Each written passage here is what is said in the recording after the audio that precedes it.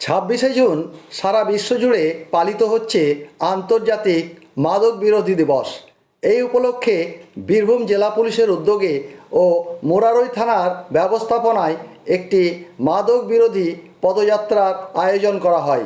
পদযাত্রাটি ভাদিশ্বর থেকে মোরারই মার্কেট হয়ে শেষ হয়। প্ল্যাকার্ড ফেস্টুনে মাদক ব্যবহারের কুফল নিয়ে প্রচার করা হয়।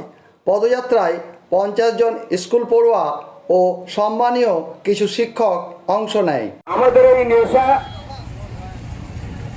সমাজ থেকে দূর করতে হবে। আমরা মিলেমিশে দায়িত্ব নিয়ে আমরা এই সমাজ মুক্ত করি।